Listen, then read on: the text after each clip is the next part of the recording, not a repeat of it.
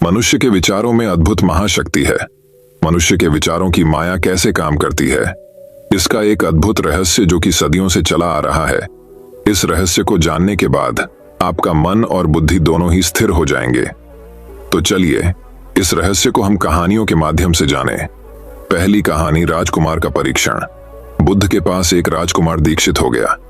दीक्षा के दूसरे ही दिन किसी श्राविका के घर उसे भिक्षा लेने बुद्ध ने भेज दिया। वह वहां गया। रास्ते में 2-3 घटनाएं ऐसी घटियां लौटते में, उनसे वह बहुत परेशान हो गया। रास्ते में उसके मन में ख्याल आया कि मुझे जो भोजन प्रिय है वे तो अब नहीं मिलेंगे, लेकिन श्राविका के घर जाकर पाया कि वही भोजन थाली है जो उसे बहुत प्रीतिकर है। वह बहुत हैरान हुआ।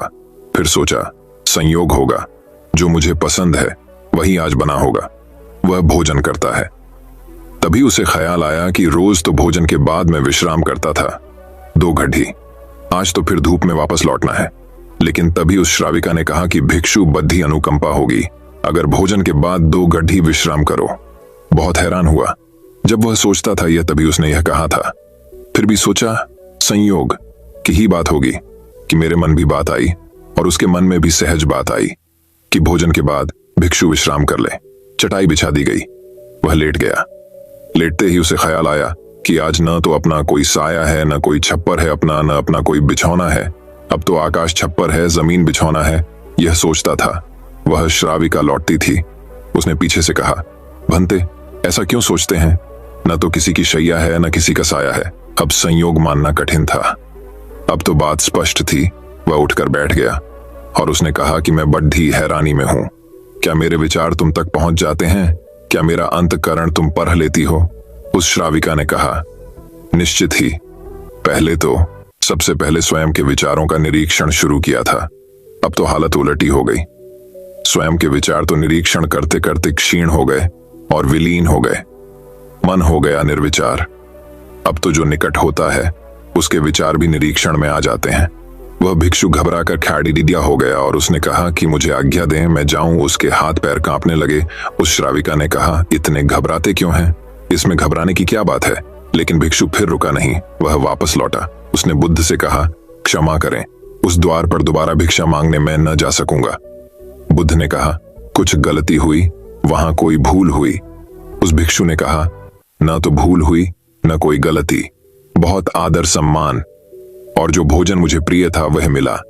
लेकिन वह श्राविका, वह युवती दूसरे के मन के विचारों को पढ़ लेती है। यह तो बड़ी ही खतरनाक बात है, क्योंकि उस सुंदर युवती को देखकर मेरे मन में तो काम वासना भी उठी, विकार भी उठा था। वह भी पढ़ लिया गया होगा। अब मैं कैसे वहां जाऊं? कैसे उसके सामने खड़रडहा होऊंगा? मैं नहीं जा सकूंगा, मुझे क्षमा करें। बुद्ध ने कहा, वहीं जाना पड़ेगा। अगर ऐसी क्षमा मांगनी थी तो भिक्षु नहीं होना था। जानकर वहां भेजा है, और जब तक मैं न रोकूंगा तब तक वहीं जाना पड़ेगा। महीने 2 महीने, वर्ष 2 वर्ष, निरंतर यही तुम्हारी साधना होगी। लेकिन होश पूर्वक जाना, भीतर जागे हुए जाना और देखते हुए जाना कि कौन से विचार उठते हैं, कौन सी वासनाएं उठती हैं, और कुछ भी मत करना। लड़ना मत, जागे हुए जाना, देखते हुए जाना। भीतर की क्या उठता है, क्या नहीं उठता। वह दूसरे दिन भी वहीं गया। सोच लें, उसकी जगह आप ही जा रहे हैं, और वह श्राविका आपका मन पढ़ लेती है। और वह बहुत सुंदर है, बहुत आकर्षक है, बहुत सम्मोहक है, और वह मन पढ़ लेती है। आप कहाँ मन न पढ़ती होती, यह आपको पता ना होता, तो फिर मन में आप कुछ भी करते। आज क्या करेंगे? आज आप ही जा रहे हैं उसकी जगह भिक्षा मांगने। रास्ते पर आप हैं। वह भिक्षु बहुत खतरे में है। अपने मन को देख रहा है, जागा हुआ है। आज पहली दफा जिंदगी में वह जागा हुआ चल रहा है। सडीडीडिया चक पर जैसे जैसे उस श्राविका का घर करीब आने लगा, उसका होश बढ़ने लगा। भीतर जैसे एक दिया जलने लगा और चीजें साफ दिखाई पड़ने लगीं, और विचार घूमते हुए मालूम होने लगे, जैसे उसकी सीढ़ियां चढ़ा। एक सन्नाटा छा गया भीतर। होश परिपूर्ण जग गया। अपना पैर भी उठाता है तो उसे मालूम पड़ रहा है। श्वास भी आती जाती है तो उसके बोध में है।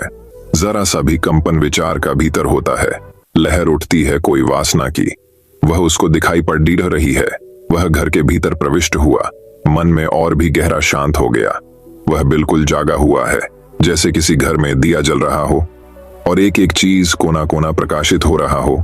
वह भोजन को बैठा, उसने भोजन किया, वह उठा, वह वापस लौटा, वह उस दिन नाचता हुआ वापस लौटा, बुद्ध के चरणों में गिर पड़ा और उसने कहा, अद्भुत हुई बात।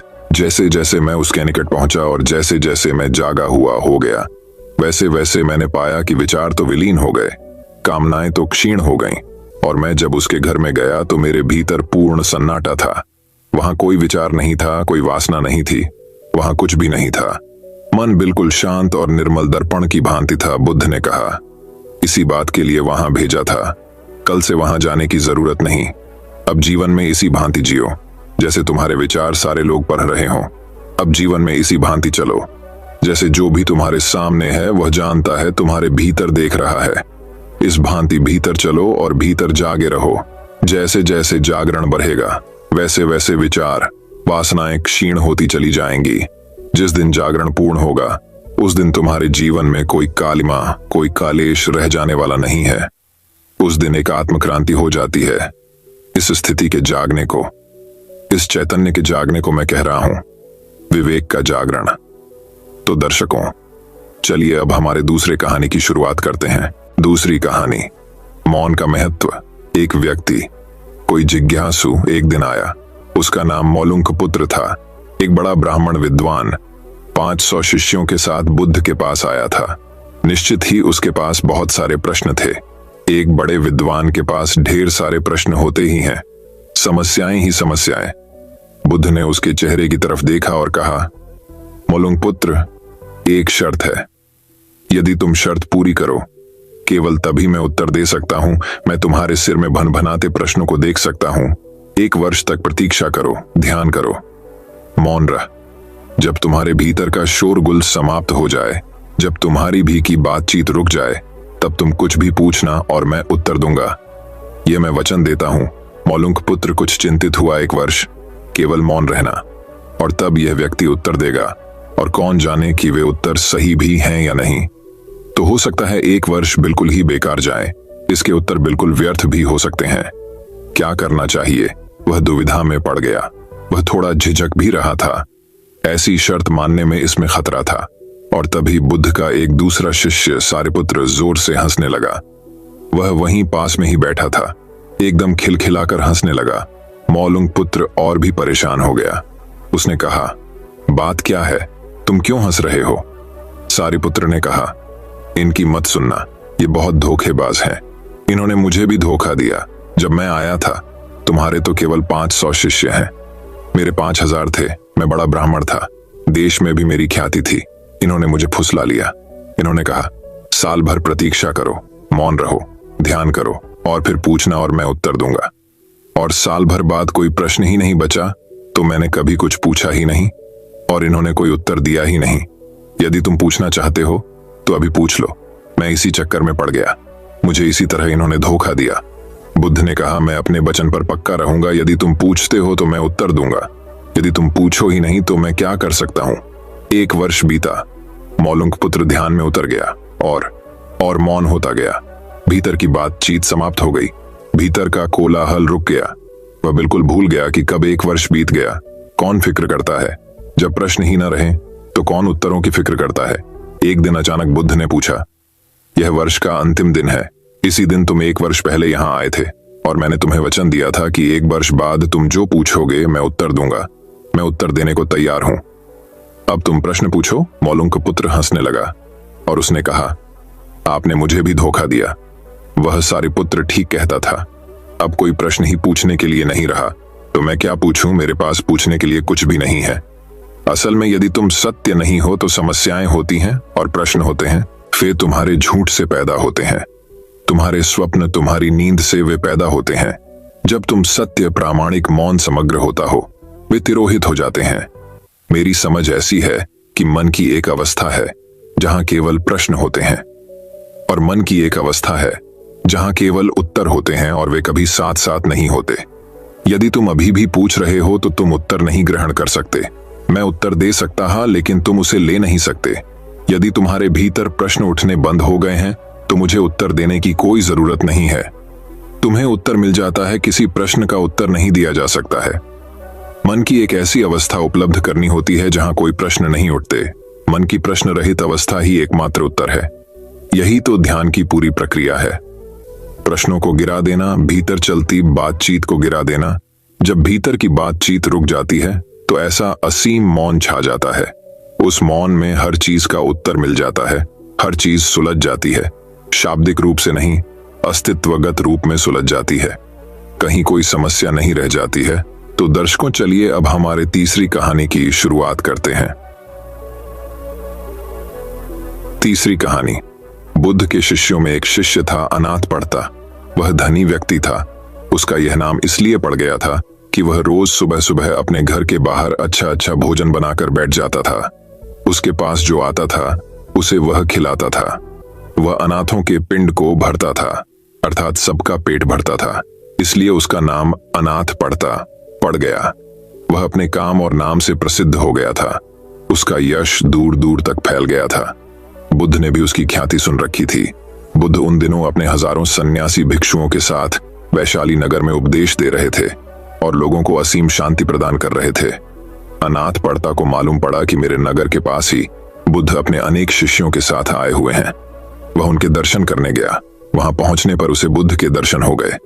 बुद्ध शांति, आनंद और प्रेम की मूरत थे। चेहरे पर मंद मंद मुस्कुराहट थी। उनके वस्त्र पीत रंग के थे और सिर पर जटाएं थीं। वे बहुत ही मीठा और नग्नता पूर्वक बोल रहे थे। उनको सैकड़ों लोग बिल्कुल शांत होकर सुन रहे थे।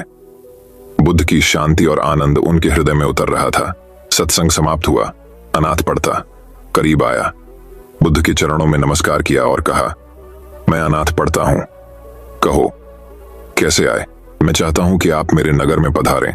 वहां के लोग आपके धर्म उपदेश को सुनकर लाभान्वित हों और उनका जीवन आनंद से भर जाए। बुद्ध ने कहा, ठीक है, मैं आऊंगा। तुम व्यवस्था बना लेना। अनाथ पढ़ता बहुत प्रसन्न हुआ। उसने पुनः बुद्ध के चरणों में प्रणाम किया और एक ओर बैठ गए। महाकश्यप बुद्ध के शिष्य थे। उन्होंने पढ़ता को समझाया कि हम यहाँ पर हजारों भिक्षु हैं, तो किसी एक के घर में तो रुकना संभव नहीं हो पाएगा। इसलिए अच्छा यह रहेगा कि तुम किसी खुले बाग बगीचे में व्यवस्था कर लेना। हम जैसे लोग भगवान के लिए एक छोटी सी झोंपड़ी बना लेंगे और हम भिक्षु उनके आसपास रुक जाएंगे। अनाथ पढ़ता ने कहा, ठीक है, ऐसा ही होगा। वह अपने नगर लौट आया और अपने नगर में नजर दौड़ाई कि कहां कहां पर व्यवस्था हो सकती है। उसे एक बड़ा सुंदर बगीचा पसंद आ गया। वह उस बगीचे के मालिक के पास गया। उससे जाकर कहा, मैं आपका बगीचा खरीदना चाहता हूं। मैंने बुद्ध देव को बुलाया है। उनकी सेवा के लिए मैं उनको यह बगीचा भेंट देना चाहता हूं, ताकि वे यहाँ पर रहकर लोगों को धर्म का उपदेश देकर उनका जीवन धन्य कर दें। बगीचे का मालिक संत महात्माओं के प्रति श्रद्धा नहीं रखता था, इसलिए उसने साफ मना कर दिया, मैं तो बेचूंगा ही नहीं। बहुत मनाने पर कहा, चलो ठीक है, ये बगीचा तुमको देता हूं, पर इस बगीचे की कीमत एक साथ लूंगा। इस बगीचे की खरीदारी यूं होगी कि तुम जितनी जमीन पर सोने के सिक्के बिछा लोगे, मैं उतनी जमीन तुम्हें दे दूंगा। अनाथ पिंडक के तो प्रसन्नता के मारे आंसू निकल आए। उसने कहा, शुक्र है तू राजी तो हुआ। मुझे बुद्ध देव को यहाँ पर लाना है, और अगर इतनी बड़ी कीमत भी है तो मैं ये कीमत भी दूंगा। अनाथ पढ़ता अपनी सारी दौलत, सारा सोना बैलगाड़ियों में भरकर ले आया। उसने सोने के सिक्कों से सारा बगीचा पाट दिया, सोने की तह बिछा दी। वहां के लोग अनाथ पिंडक को पागल कहने लगे। इसने एक महात्मा के लिए अपनी सारी संपत्ति लुटा दी है। लोगों को क्या मालूम कि संत, महात्मा और गुरु का सानिध्य कितना अमूल्य होता है। महात्मा बुद्ध 40 साल तक देश भर के गांव गांव में जाकर धर्म का उपदेश देते रहे। उनका यह भाव था कि जिस आनंद को मैंने पाया है वह जन जन तक पहुंचे। शांति पाने का अधिकार सबको है। वे घर घर जाकर ज्ञान का दीपक जलाना चाहते थे। उन्होंने जीवन भर अनेक दीपक जलाए। उनके उपदेश से अनगिनत लोगों का मन निर्मल हो गया। अनाथ पढ़ता के मन में बस एक ही इच्छा थी कि मैं महात्मा बुद्ध का सानिध्य प्राप्त करूं, अपने नगरवासियों के साथ बैठकर बुद्ध देव का उपदेश जो अमृत है सबके साथ बैठकर पी सकूं। बगीचे के मालिक ने देखा कि सारा बगीचा सोने के सिक्कों से पटा पड़ा है। वह अनाथ पिंडक की एक महात्मा के प्रति अगाध श्रद्धा को देखकर हैरान रह गया। उसका हृदय पिघल गया। श्रद्धा की बुझी हुई ज्योति जल उठी।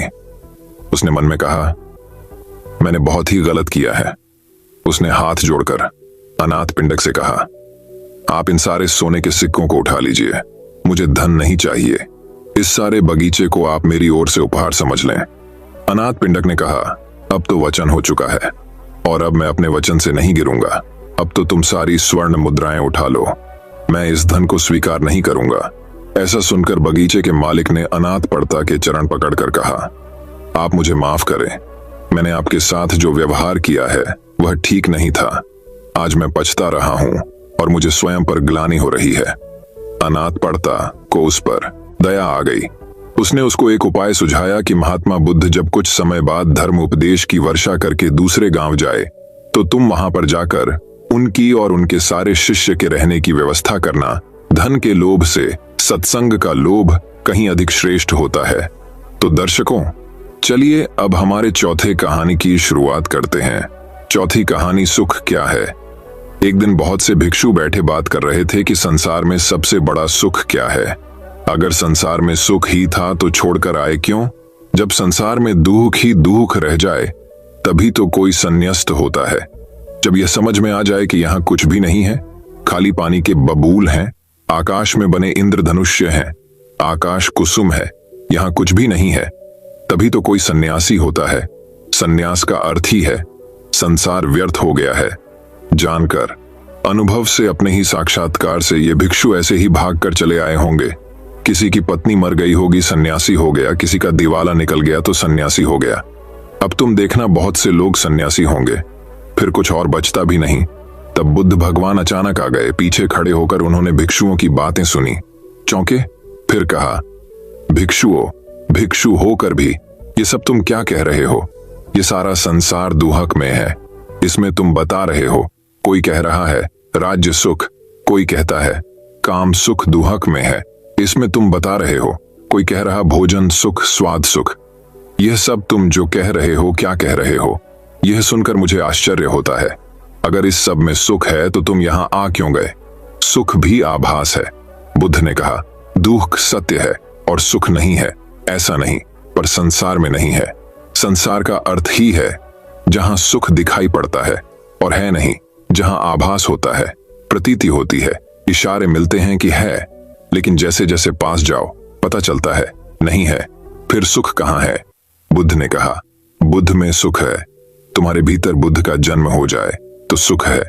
तुम्हारे भीतर बुद्ध का अवतरण हो जाए तो सुख है। बुद्ध ये बड़ा अनूठा शब्द है। तुम्हारे भीतर बुद्ध उत्पन्न हो जाए तो सुख है। तुम जब जाओ तो सुख है। सोने में दुख है, मूर्छा में दुख है, जागने में सुख है, धर्म श्रवण सुख है, तो सबसे परम सुख तो है बुद्ध, कि तुम्हारे भीतर बुद्धत्व पैदा हो जाए। अगर अभी यह नहीं हुआ तो नंबर 2 का सुख है। जिनका बुद्ध जाग गया उनकी बात सुनने में सुख है, धर्म श्रवण में सुख है, तो सुनो उनकी जो जाग गए हैं, जिन्हें कुछ दिखाई पड़ा है गुणों उनकी। लेकिन उसी सुख पर रुक मत जाना। सुन सुनकर अगर रुक गए तो एक तरह का सुख तो मिलेगा, लेकिन यह भी बहुत दूर जाने वाला नहीं है। इसलिए बुद्ध ने कहा, आई समाधि में सुख है, बुद्ध में सुख है।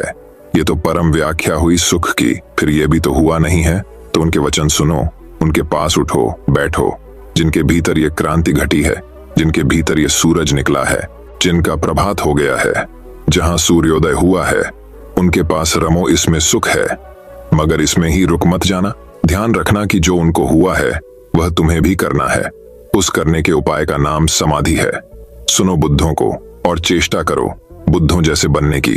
उस चेष्टा का नाम समाधि है। उस चेष्टा का फल है बुद्धोत्पोद। सुनो बुद्धों के वचन, फिर बुद्धों जैसे बनने की चेष्टा में लगना। ध्यान, समाधि, योग, और जिस दिन बन जाओ उस दिन परम सुख। तो दर्शकों, चलिए अब हमारे 5वीं कहानी की शुरुआत करते हैं। 5वीं कहानी भली मुश्किलों का हल नहीं। राजा अजातशत्रु का राज्य बहुत अच्छा चल रहा था, किंतु कहते हैं ना कि समय हमेशा एक जैसा नहीं रहता। ऐसा ही अजातशत्रु के साथ हुआ। राजा कई मुश्किलों से घिर गए और उन मुश्किलों से बाहर नहीं निकल पा रहे थे। उन्होंने कई युक्तियां अपनाई लेकिन असफल रहे। एक दिन उनकी मुलाकात एक तांत्रिक से हुई। राजा ने तांत्रिक को अपनी मुश्किलें बताई। तांत्रिक ने राजा की बातों को ध्यान से सुना। फिर उसने एक उपाय बताया। तांत्रिक ने कहा, आपको पशु बलि देनी पड़ेगी, तभी आपकी मुश्किलों का समाधान होगा। पहले तो राजा काफी सोच विचार में पड़ गया, लेकिन उन्हें जब कोई भी रास्ता न दिखा तो उन्होंने तांत्रिक की बात मान ली। तांत्रिक के कहे एक बड़ा अनुष्ठान किया गया। पशुओं को मैदान में बलि देने के लिए बांध दिया गया। संयोगवश उस समय महात्मा बुद्ध राजा के नगर में पहुंचे। वे उसी स्थान से गुजर रहे थे जहां पर राजा ने अनुष्ठान कराया था। महात्मा बुद्ध ने जब देखा कि निर्दोष पशुओं की बलि दी जाने वाली है तो वे राजा के पास गए और बोले, राजन, आप इन निर्दोष पशुओं को क्यों मारने जा रहे हैं? राजा बोले, महात्मा जी, मैं इन्हें मारने नहीं अपितु राज्य के कल्याण के लिए इनकी बलि देने जा रहा हूं, जिससे सारे राज्य का कल्याण होगा। महात्मा बुद्ध बोले, क्या किसी निर्दोष जीव की बलि देने से किसी का भला भी हो सकता है? थोड़ा सा रुककर महात्मा बुद्ध ने जमीन से एक तिनका उठाया और राजा को देते हुए बोले, इसे तोड़कर दिखाए। राजा ने तिनके के 2 टुकड़े कर दिए। बुद्ध बोले, इसे अब पुनः जोड़ दें। लू। राजा बोले, महात्मा जी, यह आप कैसी बातें कर रहे हैं? इसे तो अब कोई भी नहीं जोड़ सकता। तब बुद्ध राजा को समझाते हुए बोले, राजन, जिस प्रकार इस तिनके के टूट जाने के बाद आप इसे नहीं जोड़ सकते, ठीक उसी प्रकार जब आप इन पशुओं की बलि देंगे तो यह निर्दोष जीव आपके कारण मृत्यु को प्राप्त होंगे और इन्हें आप दोबारा जिंदा नहीं कर सकते, बल्कि इनके मरने के बाद आपको जीव हत्या का दोष लगेगा और आपकी मुश्किलें कम होने के बजाय और भी कहीं अधिक बढ़ जाएंगी, क्योंकि किसी भी निर्दोष जीव को मारकर कोई भी व्यक्ति खुशी नहीं प्राप्त कर सकता। आपकी समस्या का हल निर्दोष जीवों को मारने से कैसे हो सकता है? आप राजा हैं, आपको सोच विचार कर निर्णय लेना चाहिए। अगर आप सच में अपनी मुश्किलों का हल चाहते हैं तो दिमाग से काम लीजिए। मुश्किलें तो आती जाती रहती हैं, यही जिंदगी का सच है। किसी निर्दोष जीव को मारने से समस्याएं नहीं समाप्त होंगी, बल्कि उसका हल आपको बुद्धि से ही निकालना होगा। बुद्ध की बात सुनकर अजातशत्रु उनके चरणों में गिर पड़े और अपनी भूल की क्षमा मांगने लगे। अजातशत्रु ने ऐलान करा दिया कि अब से उनके राज्य में किसी निर्दोष जीव की हत्या नहीं की जाएगी। दोस्तों, मैं उम्मीद करता हूं कि यह कहानी सुनने से आपके जीवन में अच्छे बदलाव आए होंगे। आपको इस वीडियो से क्या सीखने मिला, ये कमेंट करके जरूर बताइए और अपने परिवार, दोस्तों या आपके करीबी इंसान के साथ ये कहानी शेयर करके उन्हें भी इस ज्ञान से परिचित करवाए। बाकी अगर आपको ये वीडियो दिल से अच्छी लगी हो तभी इस वीडियो को लाइक कर देना, और आपने अब तक इस चैनल को सब्सक्राइब न किया हो तो चैनल को सब्सक्राइब भी जरूर कर देना